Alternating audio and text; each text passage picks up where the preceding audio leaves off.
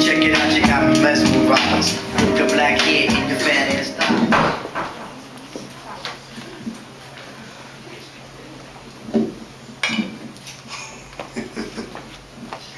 Everybody looking like, what are they about to do? How y'all feeling? Everybody doing all right? Yeah. I guess we just gonna get right into it. Is that cool? Yes. Poetry. I knew I was getting older when one of my nieces told me that I didn't have any swagger. So I asked her how she defines swagger in her book. She told me it's all about the look. Your sense of style and confidence is obvious whether you're paid or not. Ice cold when the block is hot, you look like you got it even when you don't. Dead broke but still looking to act like a meal. A man's appeal should be predicated on more than just what's in his pockets. And to be honest, Uncle Walter, you need to step your game up. I shrug my shoulders, flash her an uncomfortable smirk and say, baby girl, I understand what you're saying, but be careful. Because I grew up with girls who thought just like you. Young ladies committed to school but chose the wrong criteria to evaluate potential mates. Expensive taste made them chase behind dope boys and jocks who most often than not wrote their futures on locker room stalls or the backs of wrinkled 20 sacks, thinking that by giving men love and children that they would be willing to follow a different direction, trying to teach a new dog an old lesson by giving them their treat first. Then women wonder why things get worse before they get better. See, men hide their abusive tendencies behind Gucci sweaters, wrap our shallow thoughts in Louis Vuitton scarves, cover our propensity to walk away from responsibilities in a fresh pair of Nikes, buttonfly our insecurities with the most expensive pair of jeans that we can find, because love is blind. And most women only see what they want to believe. See, swag is a smokescreen, a mere figment of your imagination. You judge the book by its cover, but then forgot to read the pages. If you had, you would have known that he was more style than substance. Love a chick that got her own because he has nothing. Making lifelong plans with a man who only has ambitions as a rider. But it's hard to support a family when you ride on skinny tires. Picture me rolling. She never pictured herself unfolding 4-page letters from the one she gave her heart to. If your girl only knew that everything that glitters don't stay new. You can't stop the fading that time inflicts on garments and labels only built to last a season. Building your house on wet sand, then surprised when you see that your dream house is leaning you. Contemplate leaving but feel like you sacrificed too much to give up. You're stuck on the other side of the game. The morning after, you really let swagger cover your eyes with wool. But what happens when dudes take off their cool?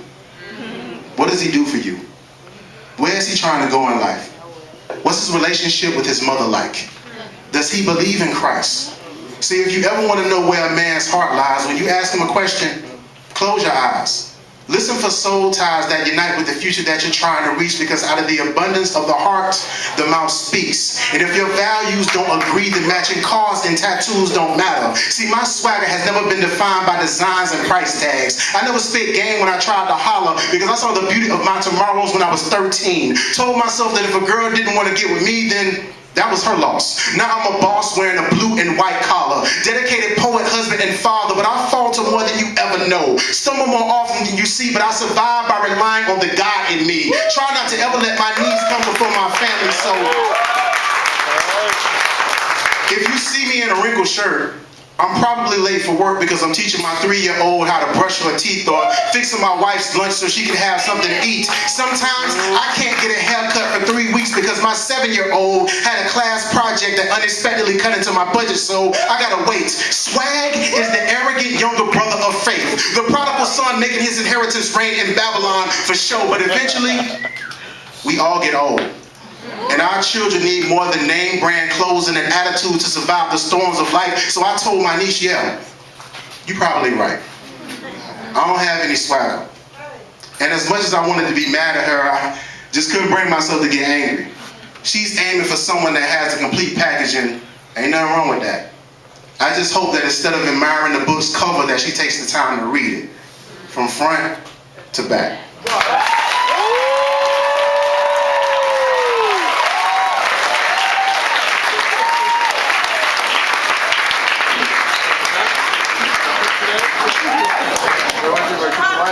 It's a small, small world.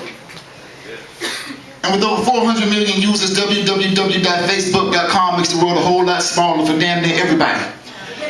No doubt it's a great way to communicate with family members and friends, send and receive videos and photographs now and then, keep up with the latest trends, even reconnect with people you haven't seen since way back when. But I'm not convinced that those benefits are worth having millions of people all in your biz though, because that means a bunch of nosy people you don't even know, checking your page every day to see where you've been, what you're doing, and where you're about to go. And it also means you have to contend with folk who have the unmitigated gall to get mad at what you put in your profile status, even if you don't fuck with them like that in real life no more. Because then they post something to get under your skin or aggravate one of your friends. It's juvenile but volatile once it begins. People can end up dead, just ask Rachel Wade. That's why I don't play games, I leave that for dummies and kids. As a matter of fact, when I'm done with this poem, I'm gonna draw up a list of the top 10 things on Facebook grown people shouldn't do. But since I brought it up now, allow me to mention a few. Number 1, stop poking me. That shit not good.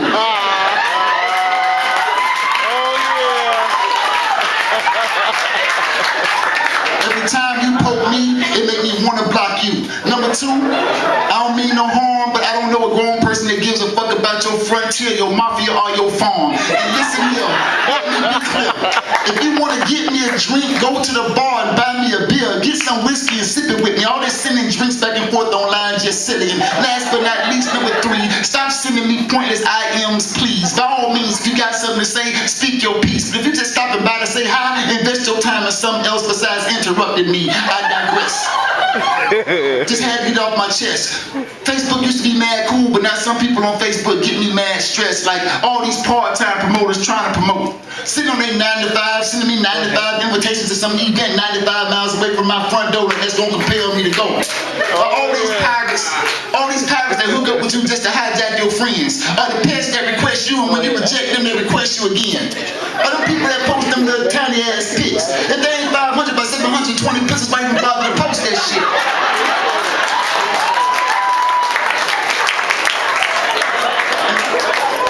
And at the top of the list, because I really can't stand them, all those folk with no regard for proper sentence structure and grammar. Confusing y'all with your and where with where and here with here and there with there and there. Yeah, it's funny sometimes, so I ain't really complaining. Just explaining IDK what the fuck they saying when they type like that. Niggas want to slap them across their numbers with their keyboard or strap their PC to a brick of C4. IMO, they need to read more and type less, because even good advice don't sound right when your grammar incorrect. When you put something on the internet, it's out there for good. So I suggest you do your best to be clearly understood, because a misunderstanding on Facebook can start small wars and divorces and turn unsuspecting people into cripples and corpses. So check your privacy settings and limit your choices. Who can see what you're saying and run back and report it, because it's a small, small world. With over 400 million users, www.facebook.com makes the world a whole lot smaller for damn near everybody. And I hope that you're smart enough not to get caught up in the web.